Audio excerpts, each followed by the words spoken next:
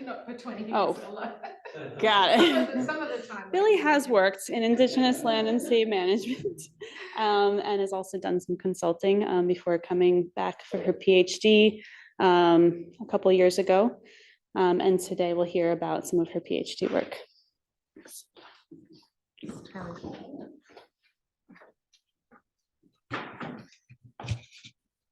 On now? It was already on. Was it? Okay. That's green. It's green? Yeah, okay. And everyone online can hear? That's good. Okay, thank you everyone for coming along or tuning in online. I'll begin with honouring the Kulin people, commonly referred to as Larrakia people, the traditional custodians of this beautiful place I live and work, and pay my deepest respects to all Aboriginal people from over 100 language groups in the NT, whose countries I will be talking about today, and acknowledge the Aboriginal and Torres Strait Islander people attending this presentation. I have the understanding that Aboriginal communities in the Northern Territory are the primary stakeholders and need to be central when it comes to conservation and economic development. And I very much bring this understanding to my research. And I'd just like to give a shout out to ongoing value support of my supervisors, support staff and HDR students. I've recently been successful in upgrading my master's research to a PhD, and it's a real privilege to have this opportunity to apply myself in this way. So my research is looking into the future when our energy landscapes rapidly change to make way for renewable energy. There are in fact no resource or technological constraints for an immediate rapid transition to renewable energy. And if we move with a more ambitious plan, it could save the world trillions of dollars. And importantly, the science is telling us it is our last year to act with an ambitious plan to phase out fossil fuels to diffuse the catastrophic impacts of climate change. So we're facing a dual crisis: biodiversity loss and climate change. Conservation of biodiversity, climate mitigation, and renewable energy targets and policies and goals globally and locally converge in 2030. If implementation of these policies is not considered alongside each other and integrated, I and others feel both may fail. And furthermore, in Australia, if governments choose to invest in a zero carbon export scenario to become a green hydrogen superpower, as you can see on the right-hand side of this slide, this changing energy landscape will require a change in land use. This ANU study predicts 168,000 kilometres squared would be required, and to help conceptualise that, Tasmania is about 68,000 kilometres squared, so about 2.5 times the size of Tasmania. And some say that NT could capture 2/3 of the export opportunity. So we would be looking for considerable land, potentially in the NT, for regional development of utility scale solar and wind energy to enter this global market. And just to clarify, we don't, in the NT, we don't need to go to this level of development for domestic use. That can be taken care of with more dispersed solar and wind utility systems. A green hydrogen economy would be to supply other regions with green energy that can't meet their renewable energy needs locally, or for new manufacturing. Overall, all things considered, pressure on ecosystems to produce renewable energy, however, is significantly less than it is to produce energy from fossil fuels. Nevertheless, the global transition to renewable energy will require massive areas of land, and conflicts are already arising, including for conservation. And at the top of the slide, there's a graph from a study which has shown that 70% of operational renewable energy developments globally were already with important biodiversity areas, and a 30% increase in impacts to key biodiversity areas and protected areas, and 60% increase in impacts to wilderness areas or intact habitats was predicted in coming decades.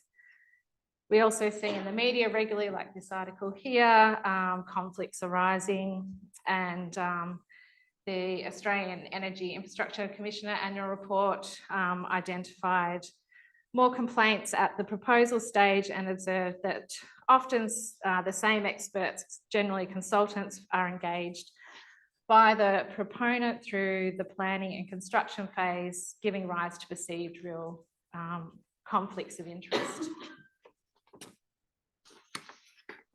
And habitat destruction isn't all we have to worry about. It is well known that some species of birds have more of a tendency to collide, unfortunately, with existing power lines and also solar farm infrastructure and wind turbines. Studies have shown that avoiding colonies of birds and bats when siting solar and wind farms can make a big difference to these fatalities.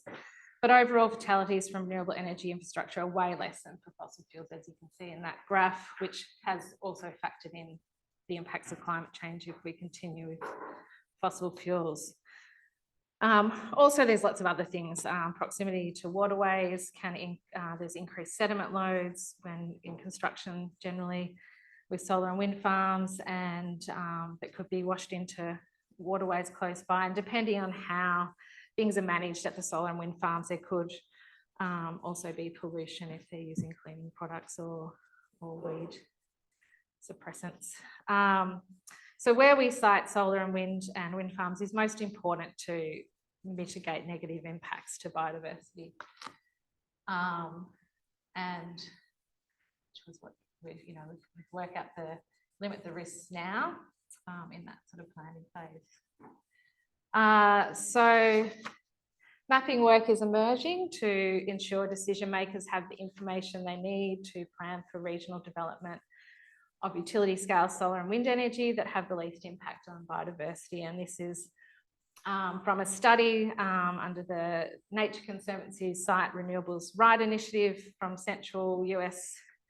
And it's a study for wind, and those green areas were identified as low impact areas for development after identifying critical habitats for threatened species and bird colonies and such. And BirdLife Australia just came out with this online publicly available web mapping system which looks at avian sensitivity mapping. It only includes 4 countries at the moment, India, Nepal, Thailand and Vietnam, but I'm hoping and waiting patiently for Australia. So this is an important thing to consider in planning. So sustainability outcomes for regional development of utility scale solar and wind can benefit from more integrated and multidisciplinary approach to planning the renewable energy transition and expansion. So my skills are in geographic information systems. So this is just a brief outline of my project, which is an effective tool for spatial planning. And I'll use some common methods for site selection studies for renewable energy. Multi-criteria evaluation framework is commonly used for decisions with a spatial element suited to handling site selection processes where multiple factors need to be considered. And this can be really strengthened by doing an analytical hierarchy process through an expert elicitation process to weight those different criteria. And that's just kind of an example from another study of suitability maps that might be generated. And there's hundreds of studies like this for different regions around the world, none for the NT, mainly in regions overdeveloped, but more studies emerging in regions that have nature-based economies like the NT to try and minimise conflicts with conservation. My research will not be giving, just to make clear, it won't be giving the green light to clear habitat in certain areas. Site assessments and negotiations with stakeholders are still required, but it brings in at the planning stage what we do know, but also will highlight what we don't know. And when we don't know, we need to be precautionary under the principles of ecological sustainable development. So for the rest of the presentation, I'll focus on some of the aspects I'm considering to use in the decision-making framework, which are a little bit different. So at the moment, spatial analysis undertaken by Geoscience Australia and the NT government for utility scale solar and wind for export scale green hydrogen production is looking to this region. I've got a pointer around between Tennant Creek and Alice Springs, and they're very interested in these areas because there's salt caverns there that can store very cheaply large volumes of hydrogen gas. The more detailed spatial analysis in Geoscience Australia's planning only consider proximity to protected areas and doesn't for considering impacts to biodiversity, as did the NT government's strategy. This is very broad analysis at this stage, however, could be alarming to see if you're traditional owners or people with a deep understanding of the cultural and natural values in this region. So I plan to bring into my model some other considerations to hopefully address existing long-term conservation biodiversity goals. Here is an outline of the current biodiversity policy goals. We've got the Convention on Biological Diversity that's just come up with a new ambitious goal of 30% reserve by 2030. Australia's met this with the Threatened Species Action Plan and wants to halt further extinctions and increasing the National Reserve System goal from 10% to 30%. And the strategy for Australia's National Reserve System gives importance to the development of CAR, comprehensive, adequate and representative reserve system that needs to rest on a bioregional framework. So that means 30% reserved for each bioregion. And the Australian government has developed the interim biogeographic rationalisation for Australia, IBRA, which is shown on the map there, endorsed by levels of government as a conservation planning tool for implementation of the bioregional framework to monitor these reserve systems, meet conservation planning principles of being comprehensive and representative. And in the NT, we have 22 bioregions and 61 sub-regions, and you can see they go across state and territory jurisdictions as well. So this reserve system goal is, I suppose, a minimum safety net, and all the policy directives acknowledge that all habitat and all land tenures need to be incorporated into a plan to care for biodiversity. So the bioregional assessment tool can be used to identify priorities for filling deficiencies in the reserve system or to assess ecological sustainable development. So siting and planning studies for solar and wind only focus on proximity to protected areas. This assessment clearly shows deficiencies in the NT reserve system that could lend itself to poor sustainability outcomes or increased conflicts at the proposal stage for development. The latest NT Parks Master Plan only looks to the year 2027 to conduct regional spatial planning with traditional owners and native title holders, landholders and key stakeholders to develop a strategy for the establishment of new parks and reserves, and hopes for zero extinctions on reserves by 2053, which may be a little bit late in the game if development happens before then. So all those red areas are below 10% and the lighter green is below 30% reserved at the moment. This slide is some of the other comprehensive goals that I've assessed. The goals being 80% ecosystems in each bioregion being included in the reserve system, and what constitutes an ecosystem isn't really outlined in the National Reserve System policy, but National Vegetation Information Service systems is generally used as a proxy, which is what I've used in this assessment. So it also, again, reflects vulnerabilities when planning for development, especially in the face of landscape scale developments trying to break through in the NT, such as fracking and cotton.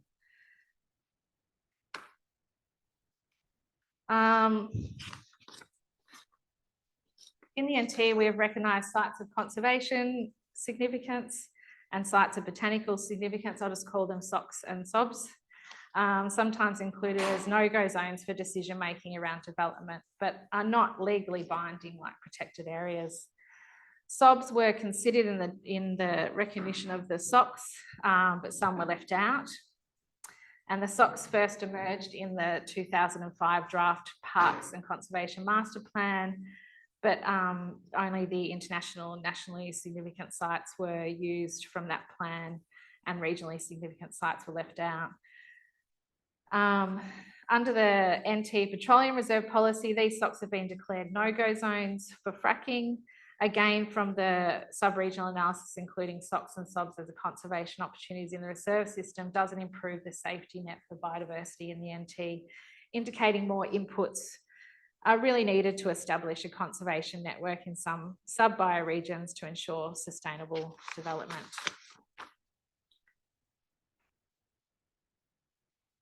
Gone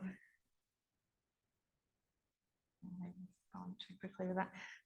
These are just all the fixed, oh no, yeah, we're up to here. Okay. Sorry. Oh, yep. These are just all the fixed physical and policy driven and legal constraints for solar development that I've compiled so far for the NT, including protected areas, slope constraints, proximity to vegetation and waterways outlined in the NT clearing guidelines. So the yellow areas kind of become my study area after I take out those constraints where I'll add in other considerations. If I incorporate these constraints into a bioregional assessment to measure confidence and sustainability outcomes planning for development only based on those constraints, it again shows more conservation planning needs to be done or incorporated to have confidence in sustainable development can be achieved. So by implementing the bare minimum, it could give us a false sense of achievement, especially if you might be dealing with cumulative impacts of regional landscape scale development, like for intensive green hydrogen industrial production or for cotton or fracking. And just moving on from my obsession at the moment by regional assessment, I also want to look at the other conservation opportunities on the Indigenous estate where high environmental value, I want to capture future sustainability economic opportunities for Aboriginal communities that may be perceived land use conflict. So as well as successful Indigenous land and sea management industries in protected areas, there's also been emergence of very successful Indigenous-led carbon industry with the Savannah fire projects, demonstrating great benefits to Aboriginal communities economically, socially and culturally. And I believe there's work being done to expand these opportunities maybe, into further south, which is shown on that this line here. That's where it's up to at the moment, And the Indigenous Carbon Industry Network has also been mapping opportunities for strategic planning. And this is kind of looking at where high environmental value, so the SOCs or the SOBs, meet Indigenous estate. The Convention on Biological Diversity post-2020 framework extends definition of the reserve to include Indigenous estate. Indigenous-led conservation also features in International Panel on Climate Change policy directives and the National Reserve Strategy. This distinction of areas of high environmental, such as SOCs, are not currently being formally protected or managed for conservation that occur on our land. Sorry, that was the Savannah burning projects, and this is where there's that kind of crossover with sites of conservation significance on our land, and the yellow is the native title land. So these distinctions could be useful maybe in the model, ensuring decision makers consider long-term conservation goals and opportunities. However, I cannot speak for the aspirations of traditional owners on these lands. I'm just identifying potential conditions, opportunities, but there is currently, and you can see in this area here where there's sort of that red zone where there wasn't enough Conservation planning to ensure sustainable development. There is, you know, some Alra land there, so maybe that could be a strategic focus for expanding the reserve system. And the Australian government, you know, is just announced some more funding to expand these Indigenous protected areas.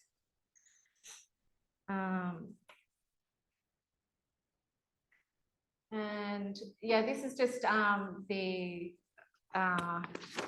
just tuned into this webinar last week or the week before from Queensland. They're updating their state code planning framework for a wind farm development, and there was this big warning that the person from the government put up from a Spanish renewable energy giant, saying that you know, we need to plan for this energy transition, otherwise it could we could come across a lot of problems in Australia. And South Australia, I've been calling for more protection and conservation planning. So what I'm really trying to achieve, I suppose, with my project is development by design. And Kai, I don't know how to say that last week, Kai Zeka, said if mitigation criteria to address potential adverse environmental impacts from development are considered at the landscape scale alongside regional conservation goals, planning can make development more sustainable. But this is just one aspect to ensure the new energy sprawl comes with least impacts and the most benefits to CNT. There's a lot of research and work being done, and it's great to see a spread of people here today from different sectors. This just came out this year, which is from a consortium of NGOs, global and agencies. That's just some of them you might recognise. The Environment Centre in the Northern Territory has just got their campaign, which is improving that protection of nature in the face of all these developments. And there's other research being done to look at how this opportunity can benefit Indigenous people more, looking at the Canadian sort of example. Yeah, so that's it. And yeah, really interesting feedback and discussion. Have we got time for questions? Yeah, great.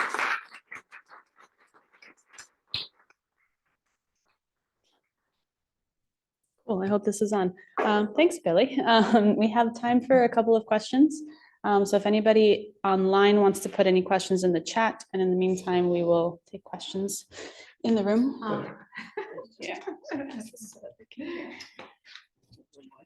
So the various CAPAD layers Yes. that you've probably been investigating, how reliable or how well do they line up with other environmental benefits or environmental assessment work? You know, is it? Yeah, so probably that. They look very broad and, yeah. you know. Probably. So you can see on this first map, sort of these areas. Hatched areas, actually should have hatched them a bit differently, but these are the sites of conservation significance that we know of, the recognised ones. And I've overlaid the protected areas or reserve system over the top of that. So anything sort of sticking out from that is high environmental value that's currently not being managed. Yeah. And, you know, the NT does have, I think, 24% of it reserved. So people might go, oh, wow, we've got nearly hit 30%, but it needs to be on a bioregional framework. It needs to be comprehensive. It needs to be representative, which is not being achieved. Yeah. Any other questions in the room? Yeah. Did the proposed area, like the government's green energy area that you'd put a boundary up for, did that look like a best option, given what you've found from this analysis? Yeah, I don't have, this is where, like, I suppose the multidisciplinary approach is really needed in these things. So I've been listening for a long time to engineer solutions about different things, and as they're talking, I'm like, oh, what about where and how much water and things. So I think there's been minimum kind of environmental considerations in that, but in terms of that was based on the salt storage. The salt cavern is, you know, it does, I think it's it saves. I was at the NT Resources Week conference and I went to a presentation on the salt caverns, and it's 10 times cheaper to store the hydrogen gas underground there. So usually you wouldn't see, you know, a renewable energy zone like that identified so far away from a port. But obviously the benefits of that storage outweigh the cost of piping it to the port. This one's looking at synergies with iron as well. So like maybe they're, you know, could be thinking about manufacturing locally in those regions.